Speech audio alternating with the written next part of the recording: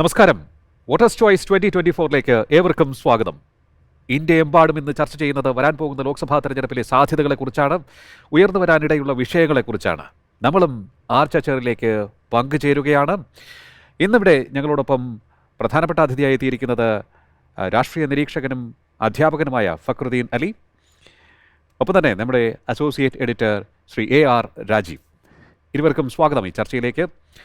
ഇന്ന് നമ്മൾ ഇവിടെ ചർച്ച ചെയ്യാൻ പോകുന്നത് വടകര മണ്ഡലത്തെക്കുറിച്ചാണ്. വടകര, തച്ചോളി ഉദയനൻ്റെ വീര്യം കൊണ്ടും ചോര കൊണ്ടും ചുവന്ന മണ്ണ്, അതുപോലെ തന്നെ കോലീബി രാഷ്ട്രീയ സഖ്യമടക്കമുള്ള രാഷ്ട്രീയ പരീക്ഷണങ്ങൾക്ക് വേദിയായ ദേശം. ഇതുകൂടാതെ TP ചന്ദ്രശേഖരൻ്റെ അരും കൊല കണ്ട് വിറങ്ങലിച്ച രാഷ്ട്രീയ ഇടനാഴി.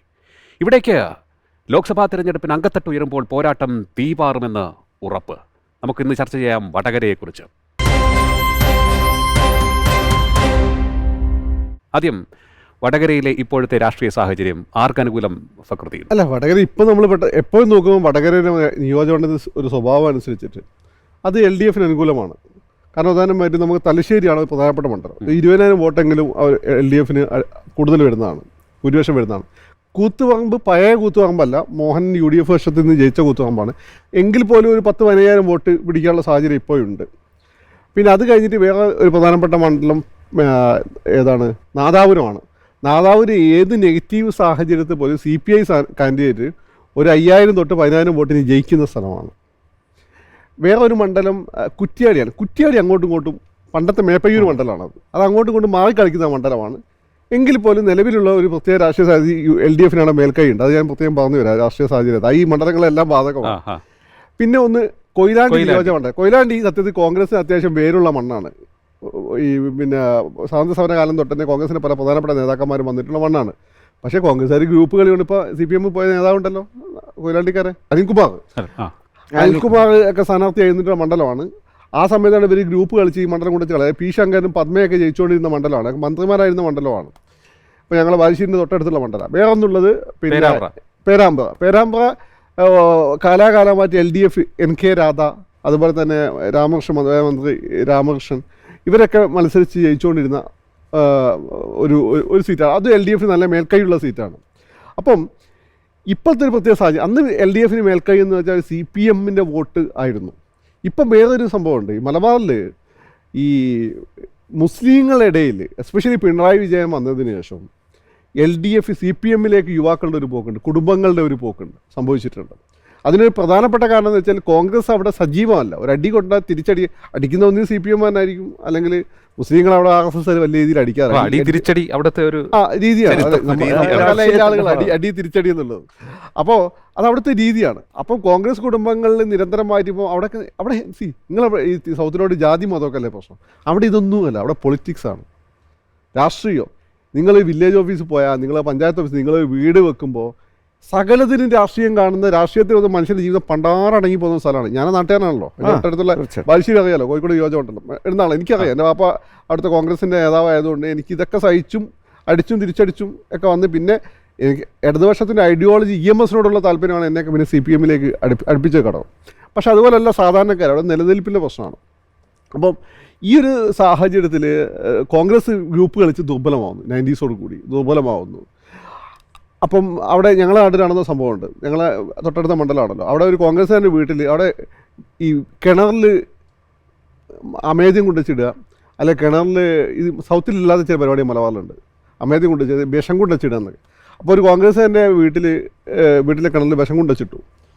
വിഷം കൊണ്ടുവച്ചിട്ട സമയത്ത് പോലീസ് സ്റ്റേഷനിലേക്ക് വിളിച്ചു പറയുന്നത് അന്നത്തെ അവിടുത്തെ MP യുടെ പേര് ഞാൻ പറയുന്നില്ല. ആ MP കുറ്റക്കാരനല്ല, ഇവിടെ താഴ്ന്ന് പറഞ്ഞപ്പോൾ അദ്ദേഹം വിളിച്ചു പറഞ്ഞു നമ്മളാളെ നോക്കണം. പ്രതിയായിട്ടുള്ള ആൾ, അവർ കോൺഗ്രസ്സുകാരല്ല, അവർക്ക് വേണ്ടി വിളിച്ചു പറയുന്നത് ഇതേ MP. കാര്യം ഇത് ക്രോസ് ചെക്ക് ചെയ്യുന്നില്ല. താഴ്ന്ന് വേറൊരു നേതാവ്, അടുത്ത ഗ്രൂപ്പിലെ നേതാവ് വിളിച്ചു പറഞ്ഞു, ഈ MP വിളിച്ചു കാര്യം ചെയ്തു കൊടുത്തു. അപ്പോൾ അങ്ങനെ ഒരു വിശ്വാസം നഷ്ടപ്പെട്ടു. ആ സമയത്താണ് BJP വലിയൊരു ശക്തിയായിട്ട് ത്രെട്ടായിട്ട് മുസ്ലിങ്ങൾ കാണുകയും ബാബറി മസ്ജിദ്, ഗുജറാത്ത് കലാപം, കോയമ്പത്തൂർ കലാപം, ഇതൊക്കെ വന്നതോടുകൂടി എന്ത് സംഭവിച്ചു? മാറാട് കലാപം. ഇവരെ സംരക്ഷിക്കാനുള്ള ഒരേ ഒരു പാർട്ടി CPM എന്നുള്ള ഫീല് CPM ഉണ്ടായിക്കോളും. ഈ നാദാപുരം അല്ലെങ്കിൽ ഈ ഏരിയ എന്ന് വെച്ചാൽ ആ ഏരിയ അതിശക്തമായ ലീഗ്, അതായത് മുസ്ലിം, CPM ഈഴവ ഫൈറ്റ് നടക്കുന്ന ഒരു കുപ്രസിദ്ധമായ ഏരിയയാണ്, സെൻസിറ്റീവായിട്ട് ഏരിയയാണ്. അവിടെയാണ് ഈ മാറ്റം വന്നത് ബിക്കോസ് ഓഫ് BJP. പറഞ്ഞതിൽ ഒരുപാട് പോയിൻറ്റ്സ് ഉണ്ട്. പക്ഷേ കേരളത്തിലെ ജനങ്ങൾ എപ്പോഴും വോട്ട് ചെയ്യുന്നത് 2 പാറ്റേണിലാണ്. ഒന്ന്, നിയോജക മണ്ഡലത്തിൽ വോട്ട് ചെയ്യുന്ന പാറ്റേണിലേ അല്ല ലോക്സഭാ മണ്ഡലത്തിൽ. ഇപ്പോൾ 6 മണ്ഡലങ്ങളും CPM-ൻ്റെ കയ്യിലിരുന്നാലും 1 ലക്ഷത്തിലേറെ വോട്ടിന് വേണമെങ്കിൽ ലോക്സഭാ സ്ഥാനാർത്ഥി UDF-ൻ്റെ വിജയിക്കും. അത് കേരളത്തിലുടനീളം കാണുന്ന ഒരു കാര്യം. അവർ ലോക്സഭയിലേക്ക് പോകുമ്പം അവരുടെ ചേഞ്ചിങ് പാറ്റേൺ ഉണ്ട്, അത്രയും മുറുക്കമില്ല. അതെ അതെ. ആരവിടെ വരും, ആർക്ക് വോട്ട് ചെയ്യണം, ആരാണ് കേന്ദ്രത്തിൽ വരാൻ സാധ്യത, പിന്നെ ഇത്രയും പ്രാദേശിക ശക്തിയോടുകൂടിയല്ല ലോക്സഭയിൽ വോട്ട് ചെയ്യുന്നത്. അപ്പോൾ ഇങ്ങനെയുള്ള പാറ്റേൺ നോക്കുമ്പോഴത്തേക്ക് ഈ വടകരയിലെ സതീദേവിയാണ് വിജയിച്ചത്. അത് കഴിഞ്ഞ് TP ചന്ദ്രശേഖരൻ ഫാക്ടേഴ്സ് വന്നു, മുല്ലപ്പള്ളി 2 തവണ വിജയിച്ചു. അത് മുരളീധരൻ്റെ ഒരു പ്രത്യേകത എന്ന് പറഞ്ഞു കഴിഞ്ഞാൽ ഏതെങ്കിലും ഒരു മണ്ഡലത്തിൽ വിജയിച്ചു കഴിഞ്ഞാൽ പിന്നെ അത് ആവർത്തിക്കുക എന്നുള്ളൊരു സ്വഭാവം ചില ആളുകളുടെ ഒരു പ്രത്യേകത. അത് അവരുടെ രാഷ്ട്രീയമായ ഒരു ഭയങ്കരമായ മിടുക്കും ശൈലിയൊക്കെയാണ്. പേര് പറഞ്ഞു വിളിക്കുക, ചടങ്ങുകൾക്ക് പോവുക, ചില കാര്യങ്ങളിൽ സഹായിക്കുക, പ്രധാനപ്പെട്ട ആളുകളെ, ഇൻസിഗ്നിഫിക്കൻ്റ് ആയിട്ടുള്ള ആളുകളെ എല്ലാ ഭാഗത്തും റെഡിയാക്കി വെക്കുക. അപ്പോൾ അങ്ങനെയൊക്കെയുള്ള പല കാര്യങ്ങളിലൂടെയാണ് ഇവർ മണ്ഡലം ഉറപ്പിക്കുന്നത്. അത് നല്ലപോലെ അറിയാവുന്ന ഒരാളാണ് മുരളീധരൻ. അതുകൊണ്ട് മുരളീധരന് തന്നെയാണ് ഇപ്രാവശ്യവും വിജയസാധ്യത ഒരു 70% എന്നാണ് ഞാൻ നിരീക്ഷിക്കുന്നത്. അപ്പോൾ അദ്ദേഹത്തിൻ്റെ വ്യക്തിപ്രഭാവം അവിടെ റിസൾട്ടിനെ ബാധിക്കും. വ്യക്തിപ്രഭാവം മാത്രമല്ല, അതിൻ്റെ തന്ത്രങ്ങളും വളരെ പ്രധാനം. വട്ടിയൂർക്കാവിൽ വന്നു, വട്ടിയൂർക്കാവിൽ അദ്ദേഹം ഇപ്പം വന്ന് നിന്നാലും വിജയിക്കും. കാരണം അതാണ് അതിൻ്റെ ഒരു രാഷ്ട്രീയ നേതാവിൻ്റെ ചില ഈ വലിയ ഐഡിയോളജിക്കപ്പുറം ഒരു മണ്ഡലം ഉറപ്പിക്കുന്നതിന് ചില തന്ത്രങ്ങളുണ്ട്. അത് ബേബി ജോണിനുണ്ടായിരുന്നു, അത് KM മാണിക്കുണ്ട്, അത് കരുണാകരനുണ്ടായിരുന്നു. അതും ഈ പറയുന്ന വലിയ ദേശീയ പ്രശ്നങ്ങളുമായിട്ടൊന്നും ബന്ധമുള്ളതല്ല. ഞാൻ ചിലപ്പം എൻ്റെ ഒരു പേഴ്സണൽ കാര്യത്തിൽ അദ്ദേഹം ടച്ച് ചെയ്തിട്ടുണ്ടെങ്കിൽ അദ്ദേഹം എത്ര കാലം മത്സരിച്ചാലും ഞാൻ വോട്ട് ചെയ്യും. അതാണ് ആ ബന്ധം. മുരളീധരൻ അവിടെ എത്തുകയും അതിനുശേഷം അവിടുത്തെ ആളായി മാറുകയും ചെയ്ത ഒരു അനുഭവമാണെന്നാണ് അവിടുത്തുകാർ പറയുന്നത്. അല്ല, അതിനൊരു കാര്യം എന്ന് വെച്ചാൽ ഒരു നിയമസഭാ മണ്ഡലം പരിപാലിക്കുന്നത് അത്ര എളുപ്പമല്ല. ലോക്സഭാ മണ്ഡലം ഇതൊരു ഹ്യൂജ് ആയിട്ട് കിടക്കുന്ന ഒരു ഏരിയയാണ്, വാസ്റ്റ് ഏരിയ ആണ്. മുരളി ഞങ്ങളുടെ നാട്ടിലെ ഫസ്റ്റ് MP എൻ്റെ ആണെന്നാണ്, ഞാൻ സ്കൂളിൽ പഠിക്കുമ്പോൾ. അന്ന് അതിൻ്റെ തുടക്കമാണ്. തുടക്കമാണ്. പക്ഷേ അന്ന് അദ്ദേഹത്തിന് ഈ ബന്ധങ്ങളുണ്ടായിരുന്നു. പക്ഷേ ഒരു നിയമസഭാ മണ്ഡലത്തിൽ നമുക്ക് 1-to-1 റിലേഷൻഷിപ്പ് കീപ്പ് ചെയ്യാൻ വളരെ എളുപ്പമാണ്. നമുക്ക് ഒരു മാസത്തിന് ആ രീതിയിൽ മൊബൈൽ ഇപ്പം വട്ടിയൂർക്കാവിൽ ഇപ്പോൾ നിന്ന് അദ്ദേഹം ജയിക്കും. കാരണം ഒരു കോർപ്പറേഷൻ സ്വഭാവമുള്ള ഒരു ലോക്സഭാ മണ്ഡലമാണ്, നിയമസഭാ മണ്ഡലമാണ്. പക്ഷേ ലോക്സഭാ മണ്ഡലം അങ്ങനെയല്ല. ഈ നാദാപുരം എന്ന് പറഞ്ഞ മണ്ഡലം തന്നെ അടുത്ത MLA വിജയേട്ടൻ എൻ്റെ ഫ്രണ്ട് എന്നോട് പോയി, എന്തൊരു വാസ്റ്റാണ്. ഞാൻ വിജയുടെ വണ്ടി എടുക്കുന്ന കാര്യം പറഞ്ഞപ്പോൾ ഞാൻ വിജയുടെ കാർ എടുത്താൽ പോയി, കാറാൻ പറ്റില്ല. അവിടെ പല മലമേഖലയും കയറി പോകണമെങ്കിൽ പഞ്ചായത്തിൽ പേരുണ്ടോ, അവിടെ ജീപ്പ് ഉണ്ടെങ്കിലേ പറ്റുള്ളൂ, ബലേറ ഉണ്ടെങ്കിലേ പറ്റുള്ളൂ എന്ന് തോന്നുന്നു. അതുമാത്രമല്ലാതെ ജനങ്ങളുമായിട്ട് ഇടപെടുന്ന വലിയ നമ്മൾ ചിരിക്കാൻ വിട്ടുപോയാലൊക്കെ വലിയ പ്രശ്നമുള്ളൊരു സ്ഥലമാണ് ഈ ഏരിയ. അപ്പം മുരളി ഓൾറെഡി ആ നാട്ടുകാരനാണ്. കാരണം മുരളിയുടെ ഭാര്യ വീട് അവിടെയാണ്, കോഴിക്കോട് MP ആയിരുന്നു. ഞങ്ങളുടെ ബാലുശ്ശേരിൻ്റെ കണ്ണാടിപ്പോയിലാണ് എൻ്റെ വീട്. അതിനപ്പുറത്തെ ഒരു റോഡ് കഴിഞ്ഞാൽ ഈ പറയുന്ന വടകര നിയോജനമാണ്. ആ രീതിയിൽ മുരളിക്ക് അവിടെ മുമ്പ് പിന്നെ I ഗ്രൂപ്പിൻ്റെ നേതാവായിരുന്നു. അപ്പോൾ അങ്ങനെ മുരളിക്ക് ഈ ബന്ധവും കാര്യങ്ങളും എല്ലാം ഉണ്ട്. മുരളീനെ അവിടെ ഇൻട്രൊഡ്യൂസ് ചെയ്യേണ്ട ആവശ്യമില്ല. പക്ഷേ മുരളി കഴിഞ്ഞ തവണ ജയിക്കാൻ ഉള്ള ഒരു കാരണമുണ്ട്. ആ കാരണം വെച്ചാൽ ഇപ്പോൾ CPM-ൻ്റെ തന്നെ കണക്കനുസരിച്ച് ഏറ്റവും കൂടുതൽ CPM-ന് ഉറപ്പുള്ളൊരു മണ്ഡലമാണത്. കാരണം മലബാറിൽ പൊളിറ്റിക്കൽ വോട്ടാണ്, ജാതി വോട്ടല്ല. സത്യത്തിൽ ജാതിയോ മതമൊന്നുമല്ല, പൊളിറ്റിക്കൽ വോട്ട് വരുന്ന സ്ഥലം. ആ പൊളിറ്റിക്കൽ വോട്ട് കൃത്യമായിട്ട് വീഴുന്ന ഒരു സ്ഥലം CPM ഉറപ്പിച്ചൊരു മണ്ഡലമാണ്. അവിടെ എന്ത് സംഭവിച്ചു എന്ന് വെച്ചാൽ സതീച്ചി 2ാമത് തവണ മത്സരിച്ച സമയത്ത് അവിടെ ഈ TP ചന്ദ്രശേഖരൻ്റെ അദ്ദേഹം മത്സരിച്ച് കുറച്ച് വോട്ട് അദ്ദേഹം പിടിക്കണ്ടായി. TP ചന്ദ്രശേഖരൻ ഫാക്ടർ ആണോ? കാരണം 2004 സതീദേവി അവിടെ 1,30,000 പരം അവർക്കുള്ള വോട്ടാണ്. അത് കഴിഞ്ഞിട്ട് പിന്നെന്ത് സംഭവിച്ചെന്ന് വെച്ചാൽ ഈ ഈ സോഷ്യലിസ്റ്റ് പാർട്ടിക്ക് ഏറ്റവും കൂടുതൽ സ്വാധീനമുള്ള സ്ഥലമാണ് വടകര. ഈ നാദാപുരത്തെ ചില മേഖല ഈ മണ്ഡലം, പിന്നെ അതായത് കൂത്തുപാമ്പ്, കണ്ണൂരേക്ക് കയറുന്ന കൂത്തുപാമ്പ്, ഇതൊരു സോഷ്യലിസ്റ്റ് പാർട്ടിയുടെ ഒരു ബ്ലോക്കായ നമ്മളെ PN കുറുപ്പ് മോഹൻദാസൻ കുറുപ്പൊക്കെ ഉണ്ടായ കുറുപ്പ് സാറിനൊക്കെ നല്ല സ്വാധീനമുണ്ട് ഒരു ഏരിയ ആണ്. ഒരു കാലത്ത് CPM ഇവരായിട്ട് ഫൈറ്റ്. അങ്ങനെയാണ് സുധാകരനൊക്കെ വന്നത്. സുധാകരൻ സോഷ്യലിസ്റ്റ് ബന്ധമുണ്ട്, അറിയാലോ. അപ്പോൾ ഇവർക്ക് കമ്മ്യൂണിസ്റ്റുകാരായിട്ടൊരു പ്രശ്നമുണ്ട്. പക്ഷേ ഇവർ LDF-ൻ്റെ ഭാഗമായി നിന്ന സമയത്താണ് ഈ പറയുന്ന ഉണ്ണികൃഷ്ണനൊക്കെ ആദ്യം കോൺഗ്രസ് ടിക്കറ്റ് വന്നെങ്കിലും പിന്നെ കണ്ടിന്യൂസ് ആയിട്ട് ആര് ജയിച്ചാൽ ജയിച്ചു. ഉണ്ണികൃഷ്ണൻ ജയിച്ചു, ഭരതേട്ടൻ ജയിച്ചു, കോലീബി സഖ്യമുണ്ടായി. രത്നസിംഗ് മത്സരിച്ചിട്ട് അവിടെ ജയിച്ചിട്ടുണ്ട്. ആലോചിക്കണം, കോലീബി സഖ്യത് ഈ ബാബറി ബഷീർ പ്രശ്നമൊക്കെ ഉണ്ടായി വരുന്ന സമയത്താണ് മലബാറിൽ വടകര കോലീബി സഖ്യം ഉണ്ടാകുന്നത്. എന്നിട്ട് ജയിച്ചിട്ടില്ല. അന്ന് ഈ ജനതാദളിന് ഈ കോഴിക്കോട് സീറ്റ് നിഷേധിച്ചതോടുകൂടി വീരേന്ദ്രകുമാർ ജനതാദളും ഭയങ്കര എതിരായി. അവർക്ക് അവരുടെ ശക്തി പ്രകടനം നടത്തേണ്ടി വരും. അവർ കൈമയും മറന്ന് അങ്ങോട്ട് ഇറങ്ങി. അങ്ങനെയാണ് മുല്ലപ്പള്ളി അവിടെ വീഴുന്നത്. മുല്ലപ്പള്ളിയുടെ ഒരു കാര്യം, മുല്ലപ്പള്ളി ഈ മുരളീധരനെ കൊണ്ട് വന്നതിന് അവിടെ എല്ലാവർക്കും അറിയാം. അങ്ങനെ ഇവിടെ സ്വീകരിക്കാൻ വന്നു അഴിമതിക്കാരൊന്നുമല്ലല്ലോ, ഈ പറഞ്ഞ ആളുകളെ സഹായിക്കുന്ന ഒരാളാണ്. ആ മുല്ലപ്പള്ളി ഇറങ്ങി. മുല്ലപ്പള്ളിയെ ജയിപ്പിച്ചതാണ് കോൺഗ്രസ് അല്ല സത്യത്തിൽ. ഒന്ന് TP കുറച്ച് വോട്ട് പിടിച്ചു. രണ്ടാമത്തെ കാര്യം സോഷ്യലിസ്റ്റ് പാർട്ടിയുടെ വോട്ട് എൻ ബ്ലോക്കായിട്ട് ഇങ്ങോട്ട് വന്നു. ലീഗ് ഫ്ലൈറ്റ് ചാർട്ടർ ചെയ്തിട്ട് ആളുകളെ ദുബായിൽ നിന്ന് കൊണ്ടുവന്നിട്ട് വോട്ട് ചെയ്യിപ്പിച്ചു. അപ്പോൾ ആ രീതിയിൽ പിന്നെ ലീഗിൻ്റെയും സോഷ്യലിസ്റ്റ് പാർട്ടിയുടെയും TPയുടെയും ഒരു സ്വാധീനം കൊണ്ടാണ് അവിടെ ജയിക്കുന്നത്. രണ്ടാമത്തെ തവണ സത്യത്തിൽ CPM നല്ലൊരു തീരുമാനം, ഷംസീറായിരുന്നു സ്ഥാനാർത്ഥി. കാരണം അവിടെ പ്രദേശത്ത് മുസ്ലിം വോട്ട് CPMന് അതുവരെ കിട്ടാൻ പാടായിരുന്നു. കാരണം ഈ മാതാപുരം ഇഷ്യൂ അതൊക്കെ ഉള്ളതുകൊണ്ട്. ഷംസീർ മത്സരം എനിക്ക് തോന്നുന്നു നാദാപുരത്തുള്ള ഒരു മുസ്ലിം CPM നേതാവ് ഞാൻ ചോദിച്ചു എന്താ അവിടെ സ്ഥിതി? നാദാപുരം പൊതുവെ നമുക്ക് അനുകൂലമായ ഏരിയ അല്ലല്ലോ. നമ്മളെ പിയ്യാപ്പിളല്ലേ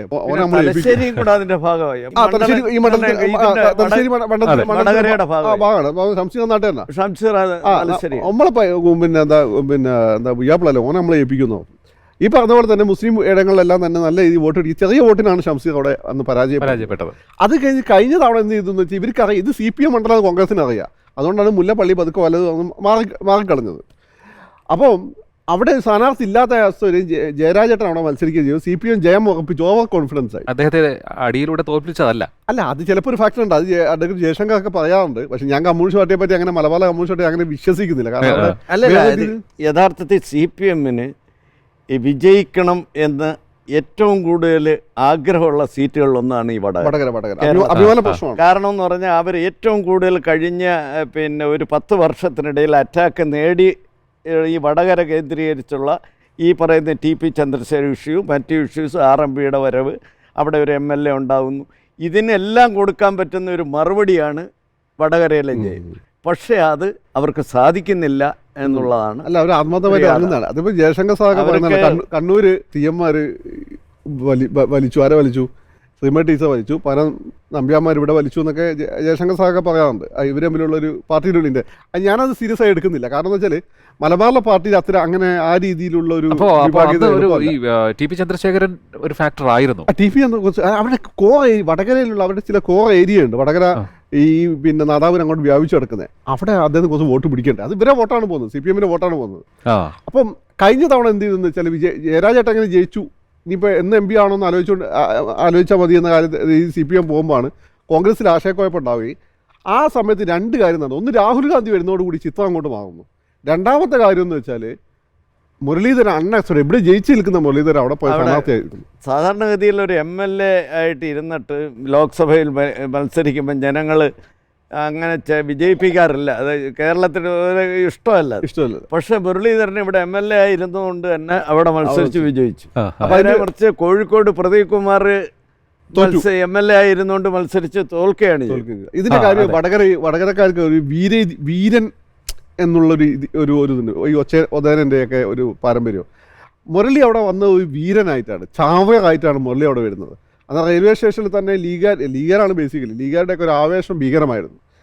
അത് സത്യത്തിൽ ഈ പറയുന്നത് പോലെ ഒരു ഹൈപ്പ് ഉണ്ടാക്കുകയും പിന്നെ ജയരാജേട്ടനും അതിശക്തമായ പ്രചാരണങ്ങൾ മുകുന്ദനൊക്കെ പോയിട്ടാണ് അവിടെ പ്രചാരണം നടത്തിയിരുന്നത്.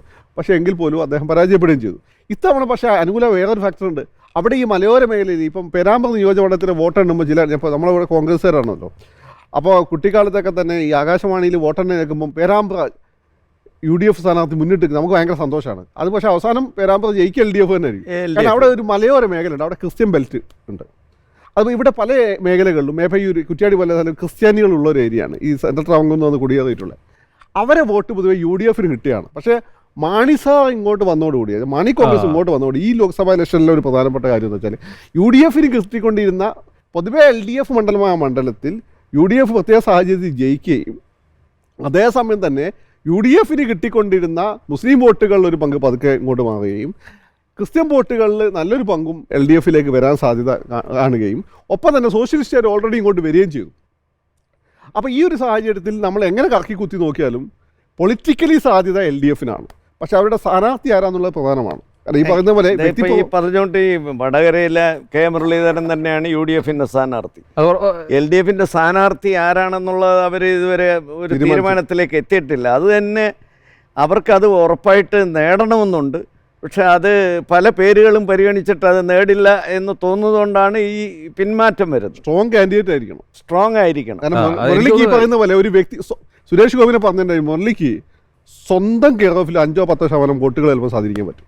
സുരേഷ് ഗോപിക്ക് 20-25%, ഈ അദ്ദേഹത്തെ 5-10% വോട്ട്. എനിക്കൊന്നും ഇപ്പോൾ ഇവിടെയും കേൾക്കുന്നത് ശൈലജയുടെ പേരാണെന്ന് തോന്നുന്നല്ലേ? കെ ശൈലജ പക്ഷേ വടകരയിൽ മത്സരിക്കാനായിട്ട് വന്നാൽ പിക്ചർ നമ്മൾ ഇമേജ് ഉണ്ട്, മാറാൻ ചാൻസ് ഉണ്ട്. കെ ശൈലജയ്ക്ക് കാര്യം എന്തൊക്കെ പറഞ്ഞാലും CPM അപ്പുറമുള്ള ഒരു സ്വീകാര്യത കേരളത്തിൽ പൊതുവേ ഉണ്ട്. അവർക്കാണ് കഴിഞ്ഞ പ്രാവശ്യം ഏറ്റവും കൂടുതൽ ഭൂരിപക്ഷം കിട്ടിയത് നിയമസഭ. അപ്പോൾ ആ ഒരു ഫാക്ടർ വരികയാണ്. മനസ്സിലായില്ലേ? പക്ഷെ അതിൽ അവർ CPM അതിൽ തീരുമാനം എടുക്കുമോ എന്നുള്ളത് കണ്ടറിയണം. CPM മീഡിയന് എത്ര പേടി അതുകൊണ്ടല്ലേ, വെറുപ്പൂത്തിന് അതുകൊണ്ട്. കാരണം ഈ ശൈലജ ടീച്ചർ പാർട്ടിയിൽ അത്ര വലിയ ഒരു സംഭവമൊന്നുമല്ല. അവർ അന്ന് ഞാൻ പറഞ്ഞ ആക്സിഡൻ്റലായിട്ട് സൂപ്പർ സ്റ്റാർ ആയതാണ്. നിങ്ങൾ മീഡിയ അവരെ വളർച്ചയോടുകൂടി ഇപ്പോൾ അവരെ പിടിച്ചു കിട്ടാത്ത രീതിയിലേക്ക് പാർട്ടി അനുയായികളെ പോലെ സ്വാധീനിക്കുന്ന രീതിയിൽ അവർ വളർന്നു. പക്ഷേ ഇതൊരു ചർച്ചയാണ്. എനിക്ക് തോന്നുന്നു മീഡിയ വളർത്തിയതാണോ? അല്ലല്ല, മീഡിയ വളർത്തുന്നത് മീഡിയക്കെന്ന് പറഞ്ഞു കഴിഞ്ഞാൽ ഒരാൾ വളരുമ്പോൾ അതിന് കുറച്ച് വളമൊക്കെ ഇട്ട് കൊടുക്കാൻ മീഡിയക്ക് നന്നായിട്ട് ഇട്ട് കൊടുത്തു. ആരെയും വളർത്താൻ പറ്റും. മീഡിയ വളർത്തിയെന്ന് പറഞ്ഞു കഴിഞ്ഞാൽ മീഡിയയുടെ സപ്പോർട്ട് പിന്നെ രണ്ട് രീതിയിലാണ്. നെഗറ്റീവായിട്ട് അറ്റാക്ക് ചെയ്യുന്നവരാണ് ഇപ്പം ഏറ്റവും കൂടുതൽ. മോദിയെ ഏറ്റവും കൂടുതൽ അറ്റാക്ക് ചെയ്തിട്ടുള്ള മീഡിയ. മോദി പിണറായി ഏറ്റവും കൂടുതൽ അറ്റാക്ക് ചെയ്തിട്ടുള്ളത് മീഡിയയാണ്. അപ്പോൾ ഇവർ വളർന്നത് മീഡിയയുടെ സപ്പോർട്ട് കൊണ്ടാണെന്നൊന്നും രണ്ട് രീതിയിൽ ആളുകൾ. ഇപ്പോൾ മോഡി ആണെങ്കിൽ പിണറായി, മോഡി ഗുജറാത്ത് മുഖ്യമന്ത്രി എന്ന രീതിയിലും പിണറായി ആണെങ്കിൽ പാർട്ടി സെക്രട്ടറി എന്ന രീതിയിലാണ്. കേരളത്തിലെ പാർട്ടി സംവിധാനത്തിന് ആ രീതിയിൽ സെറ്റപ്പ് ഉണ്ട്. നിങ്ങൾ മീഡിയ ബ്ലോക്കായിരുന്ന് യുദ്ധം ചെയ്ത് കഴിഞ്ഞാൽ കൗണ്ടർ ചെയ്യാൻ പറ്റും. അപ്പം നിങ്ങൾ മീഡിയ നിരന്തരമായി യുദ്ധം ചെയ്യുക, അദ്ദേഹം ശക്തനായി വരികയും ചെയ്യുമ്പോൾ സ്വാഭാവികമായിട്ട് എന്ത് ചെയ്യും, അദ്ദേഹം എമേജ് ചെയ്ത് വരും. ഈ നിങ്ങളെ അക്കം അദ്ദേഹത്തെ ശക്തനാക്കും. ശൈലജ ടീച്ചർ അങ്ങനല്ല. ശൈലജ ടീച്ചർ ഒരു മന്ത്രി, ഒരു കേന്ദ്ര കമ്മിറ്റി അംഗമാണ്. അവർക്ക് അങ്ങനെ ഒരു ഫാൻ ബേസ് ഒന്നും പാർട്ടിയിലില്ല. അപ്പോൾ അവരെ സംബന്ധിച്ച് ആ രണ്ട് നിപ്പ വരികയും അതിന് മുമ്പൊരു സാഹചര്യം ഉണ്ടായി. കേരളത്തിൽ പനി വന്ന് ഒരുപാട് ആളുകൾ മരിച്ച സന്ദർഭം ഉണ്ടായിരുന്നു. ആ സന്ദർഭത്തിലാണ് ആ ദിലീപിൻ്റെ പേരിൽ കേസ് വരികയും ദിലീപിനെ അറസ്റ്റ് ചെയ്യുകയും ചെയ്തത്. അതോട് കൂടിയിട്ടാണ് കേരളത്തിൽ LDF ഗവൺമെൻറ്റിൻ്റെ ഒരു ഇമേജ് തന്നെ മാറിയത്. ഇതൊക്കെ ഈ സമയത്താണ്. നിങ്ങൾ അന്ന് നോക്കിയാൽ നിങ്ങൾക്ക് ഇതൊന്നും നിങ്ങൾ മീഡിയക്കാർ ഇപ്പോൾ ഓർമ്മ ഉണ്ടാവില്ല. അങ്ങനെ സംഭവം ഉണ്ടായി കേരളത്തിൽ. വടകരയിലേക്ക് വരുമ്പോൾ കെ ശൈലജ വരികയും മറുവശത്ത് മുരളീധരനാവുകയും ചെയ്തു കഴിഞ്ഞാൽ പോരാട്ടം ശക്തമാകും, ചിത്രം മാറും. അത് തന്നെയാണ് കാണാൻ സാധിക്കുന്നത്. ഇവിടെ NDAക്ക് എന്തെങ്കിലും പങ്കുണ്ടോ വടകരയിൽ? NDAക്ക് ഇപ്പം വലിയ പങ്കൊന്നും ഇല്ലെങ്കിൽ പോലും NDAക്ക് അങ്ങനെ വലിയ ഒരു ഇപ്പോൾ ഇല്ല. പക്ഷേ കേരളത്തിൽ BJP വളർന്നു വരുന്ന ഒരു സാഹചര്യമൊക്കെ വരുമ്പം BJP ശക്തമായിട്ട് വേരുപിടിക്കാൻ സാധ്യതയുള്ള സ്ഥലമാണ് ഈ പറഞ്ഞ വടകര. പക്ഷേ അവർക്ക് തുടർച്ചയായിട്ട് വോട്ട് കുറഞ്ഞുകൊണ്ടിരിക്കുന്നത്. അല്ല, അത് അവർ പല ഘട്ടങ്ങളുണ്ട്. അവിടുത്തെ കോൺഗ്രസ് വോട്ട് അവർ പല സമയം കോൺഗ്രസ് വോട്ടും RSS വോട്ടും അങ്ങോട്ടും ഇങ്ങോട്ടൊക്കെ മാറോടെ. പിന്നെ അവിടെ അവർ ജയിക്കുന്ന ഒരു സാഹചര്യത്തിലേക്ക് വന്നിട്ടില്ല. പക്ഷേ അവരെ സംബന്ധിച്ചിടത്തോളം എനിക്ക് ആ നാട്ടുകാരനായതുകൊണ്ട് അറിയാം അവിടുത്തെ ഒരു മണ്ണ്. അവിടെ കോൺഗ്രസ്സുകാരെ സംബന്ധിച്ചിടത്തോളം മുസ്ലിം കോൺഗ്രസ്സുകാർക്ക് വേണമെങ്കിൽ CPM പോവാം. ഹിന്ദു കോൺഗ്രസ്സുകാരെ സംബന്ധിച്ചിടത്തോളം അവർക്ക് CPMനെ സഹിക്കാൻ കുറച്ച് പാടാണ്. അവരെ സംബന്ധിച്ചിടത്തോളം കോൺഗ്രസിന് ഭയങ്കര അടി കിട്ടുന്ന സന്ദർഭത്തിൽ അവർ BJPയിലേക്കാണ് അവർ പോവുക. BJPയോടെ ലോക്കൽ തലത്തിൽ കോൺഗ്രസ്സുകാരും തമ്മിൽ. കാരണം CPMനെ അടിച്ചാൽ ഇപ്പം വല്യച്ഛൻ അടിച്ചു കഴിഞ്ഞാൽ അടിക്കാൻ പോയ ഇളയച്ഛനെ RSSകാരാണ്. അങ്ങനെ ബന്ധമാണ് അവിടെ ഉള്ളത്. കഴിഞ്ഞ പ്രാവശ്യം VK സജീവൻ BJPക്ക് വേണ്ടി 80,000 വോട്ട്. അതിപ്പോൾ ഒരു ലക്ഷത്തിന് മുകളിലേക്ക് വരാനുള്ള സാധ്യതയുണ്ടോ ഇപ്രാവശ്യം? അത് നമുക്ക് ഇപ്പം പറയാൻ പറ്റില്ല.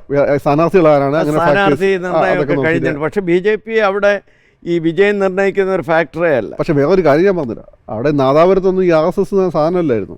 കഴിഞ്ഞ നാദാപുരം ലാസ്റ്റ് കലാപത്തിലൊക്കെ RSSന്റെ സാന്നിധ്യം ഉണ്ടായിരുന്നു. പല പാർട്ടി ഗ്രാമങ്ങളിൽ RSS യൂണിറ്റ് വന്നിട്ടുണ്ട്. കേരളത്തിലുടനീളം ഹിന്ദു യുവാക്കളുടെ ഇടയിൽ, അരാഷ്ട്രീയക്കാരായിട്ടുള്ള ഹിന്ദു യുവാക്കളുടെ ഇടയിൽ ഒരു മോഡി ഫാക്ടറും ഒരു RSS ഫാക്ടറും ഒരു ഹിന്ദു ഐക്യത്തിന്റെ ഫാക്ടറും ഉണ്ട്. ഇത് രാഷ്ട്രീയക്കാർ മനസ്സിലാക്കിയാൽ കൊള്ളാം. ഒരു മോദി പ്രേമം അത് പൊതുവിൽ യുവാക്കളുടെ ഇടയിലും സ്ത്രീകൾക്കിടയിലും വന്നിട്ടുണ്ട്. അത് ഏതെങ്കിലും ഇപ്പം രാഷ്ട്രീയ ഭേദമന്യേ എല്ലാ മണ്ഡലത്തിലും പ്രതിഫലിക്കാനുള്ള സാധ്യത. അത് ഒരു മോദി സ്നേഹ പ്രേമമൊന്നും ഇവിടെ ഇപ്പൊ ലോക്സഭാ തെരഞ്ഞെടുപ്പിൽ വോട്ട് ചെയ്യുന്നതിൽ പെട്ടെന്നൊരു റിഫ്ലക്ഷൻ ഒരിക്കലും വരില്ല. മോദി പക്ഷേ ഇങ്ങനെ ഒരു റിയാലിറ്റി ഉണ്ട്. ഇപ്പൊ സുരേഷ് ഗോപിന്റെ കാര്യം വരുമ്പോൾ ഇത് ചിലപ്പോൾ സ്വാധീനിക്കും. കാരണം അവിടെ ജയിക്കാവുന്ന കാൻഡിഡേറ്റാണ്. തിരുവനന്തപുരത്ത് ഇപ്പൊ സ്ഥാനാർത്ഥി നോട്ടെ, എന്നിട്ട് ഞാൻ പറഞ്ഞുതരാം. ജയിക്കാവുന്ന സ്ഥാനാർത്ഥിയാണെങ്കിൽ ഇത് ഇമ്പാക്ട് ഉണ്ടാക്കും. മൂന്നാം സ്ഥാനത്തേക്ക് പോകുമ്പോൾ ഇത് വലിയ ഇമ്പാക്ട് ഉണ്ടാക്കില്ല. KP ഉണ്ണികൃഷ്ണൻ തുടർച്ചയായി ജയിച്ച മണ്ഡലം, അദ്ദേഹം കെട്ടിയിറക്കിയ സ്ഥാനാർത്ഥി എന്നുള്ള ഒരു പദം നമ്മുടെ രാഷ്ട്രീയത്തിലുണ്ട്. അങ്ങനെ വന്നതാണെന്ന് തോന്നുന്നു അല്ലേ? എന്നിട്ട് പക്ഷേ തുടർച്ചയായി ജയം നേടിക്കൊണ്ടുപോയ ഒരു ചരിത്രം കൂടി നമുക്ക് അവിടെ കാണാൻ.